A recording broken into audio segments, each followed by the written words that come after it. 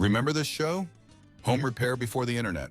If you have an open stud bay, then you can use any one of these insulations. Okay, so let's talk about insulation in general. We all know that its primary metric is the R value, and it talks about how it either slows or stops the transfer of heat. Right. We either want to keep the heat in the house during the winter, or we want to keep the heat outside of the house during the summer. Right, because heat always wants to go to cold. Okay, so R values. What All right, this is cellulose right here, and this is about 3.6 per inch. So an R value of 3.6 per inch. Right. And it's really just chopped up newspaper, right? You can Chopped see up it right here. newspaper, it's treated with a boron, and that's a fire retardant and also an insecticide. Gotcha. Okay.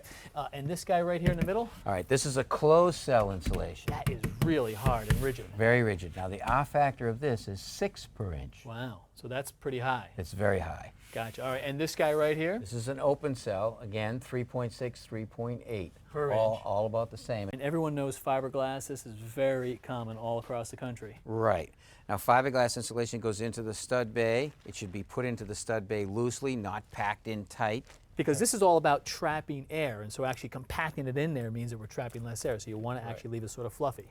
Okay, so let's also talk about the movement of air, because air can contain vapor, so we have to think about which way the vapor is going and how we either stop that or slow it down. Right, that warm air, think of it as filled with moisture. Right. And it's trying to get to that cold side back here on the sheet. Warm goes the cold, gotcha. So a vapor barrier right here. This is a polyethylene. You staple it to the wall, and that stops the moisture from getting into the wall cavity.